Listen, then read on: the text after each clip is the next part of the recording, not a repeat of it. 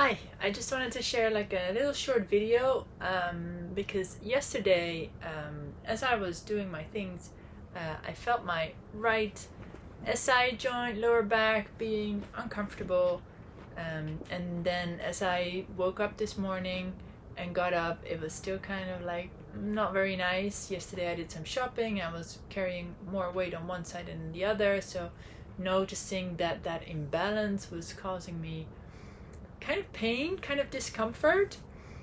So this morning I was like, let's see what I can do with the knowledge I have to work with that and to see if that can make me feel better. So I wanted to share what I did because it did help a lot, and I kind of immediately didn't feel much discomfort anymore. Now, as I've been sitting all day, it's coming back a little bit, but it's definitely not as uncomfortable as it was this morning. So just wanted to share what I did. First thing, tennis balls. So what I began with, even though the thing I felt was in the SI joint, since everything's connected, I went to rolling out my feet. I've been doing quite some hiking, some walking the past weekend on barefoot shoes, which I am used to, but still. So I was just kind of rolling out also the inner arch of my foot, also the other side. So not just the right side, which was the side that was bothering me, but also the other side. So that's kind of what I started with, just giving it some pressure, noticing that the soles of my feet were actually quite tense and that there was quite some tension there. So it was a really good idea to kind of roll that out and create some relaxation in there. Then after that, I got another tennis ball and I did a little bit of movement as I'm lying down with the tennis balls around the butt cheeks, even though I noticed that there wasn't necessarily that much discomfort there, but just making the movement where I hike one hip up and then the other, I can already kind of feel that's like around my SI joint is a bit not the best, or not, it's creating sensations, let's say like that. So if I go slow and I breathe and I allow my back to soften towards the ground and the weight to be absorbed by the balls, then the sensations become a lot less. So yeah, just really kind of like looking, feeling in different areas with small movements what it's like. If it's comfortable, you can also bring the knees more towards the chest, making that kind of movement, which might also not be comfortable at all. So just notice how that feels for you.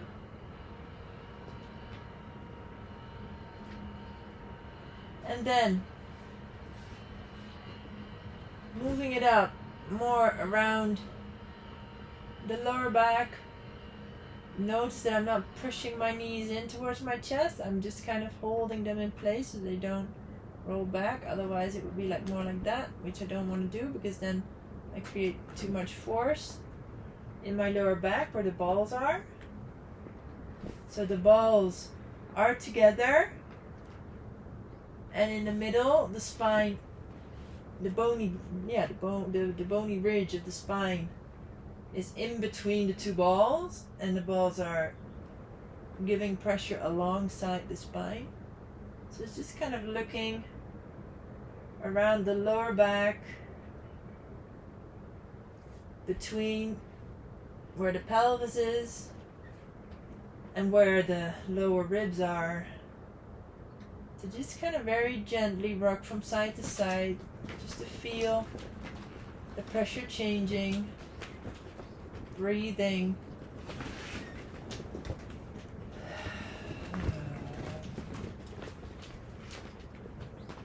Also, I tend to do is, as I make these kind of movements, to really make sure that I'm not creating tension in my jaw, is to just kind of like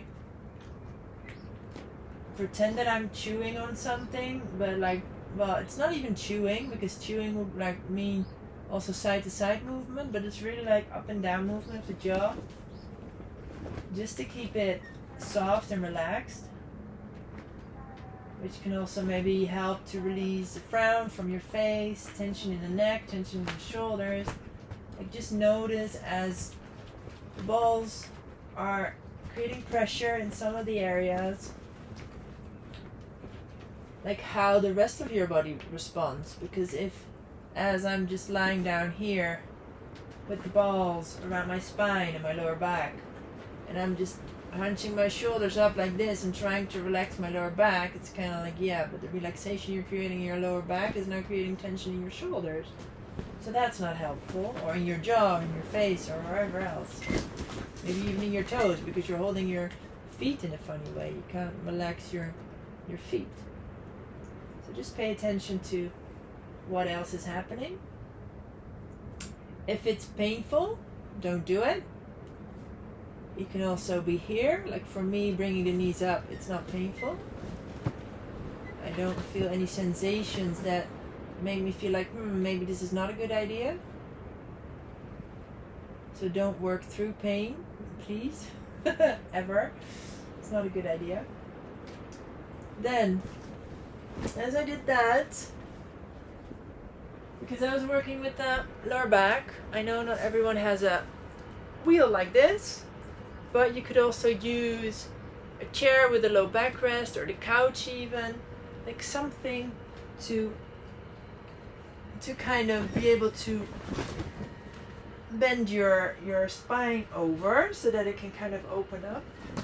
Notice that I'm keeping my chin towards my chest, and I'm supporting now my head on the wheel and my neck so that my neck is long. And then from there, I'm gonna bring my hair to the side because otherwise I'll hurt myself.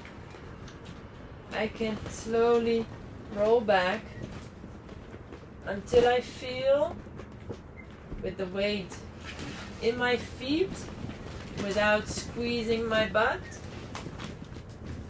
finding support on the wheel, and just go towards a place where it's like, oh, now I'm feeling tension. And there I breathe. So I'm not pushing further into a big opening. And I kind of invite movement there. The legs are strong, the back can be relaxed. You can bring the pelvis up a bit more to maybe open up a bit more. And then from there, with the hands, you lift up the head and bringing the chin towards the chest so the head is relaxed. And then just scanning down the spine a bit,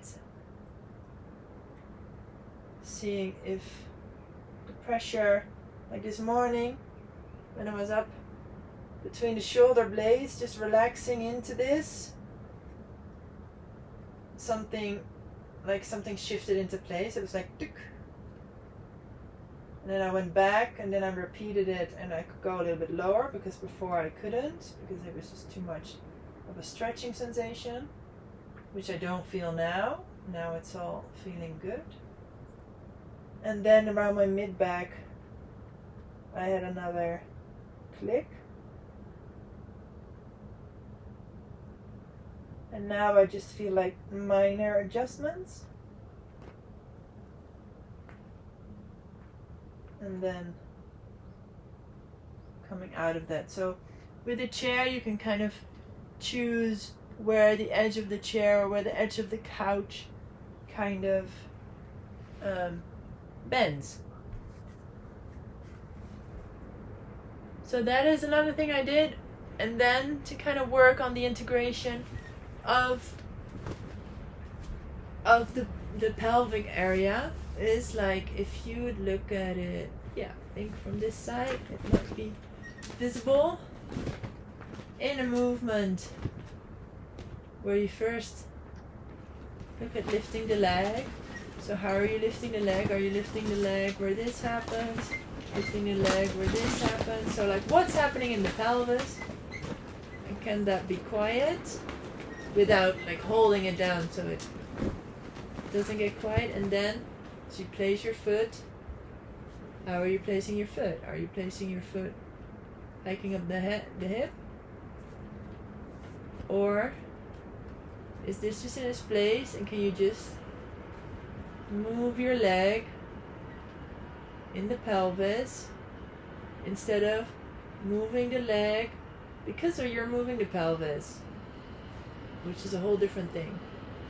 So just moving the leg in the pelvis, placing the knee, the ankle, and then kind of playing around with the movement of the leg in the pelvis, where the hip stays quiet, and also the hip flexor. Like if I want to move, if I want to lift up my leg, I'm not even lifting it up, but you can see my hand is moving because a muscle here is activating, because I'm having this action of trying to move the lifting the leg up.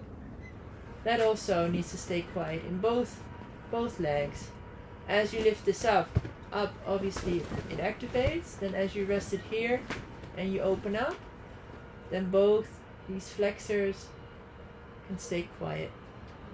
If they're not, then see if you can relax your back more, relax your shoulders. What else kind of tension do you feel? And how can you let that go? And that's not a movement that I did, and I tend to do it with a little bit of resistance of an elastic band.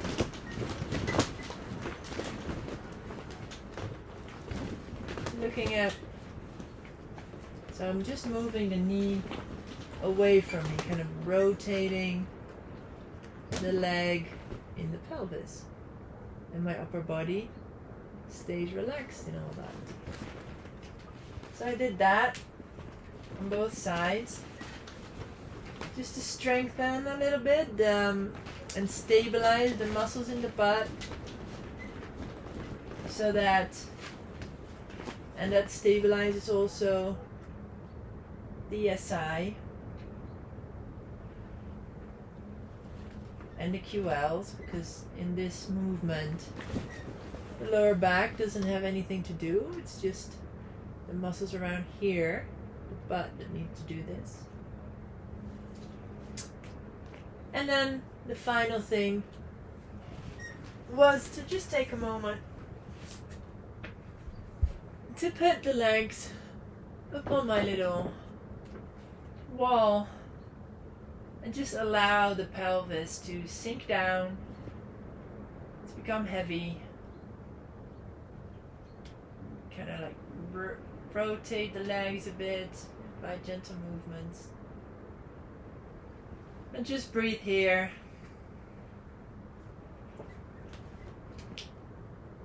And allow that to happen.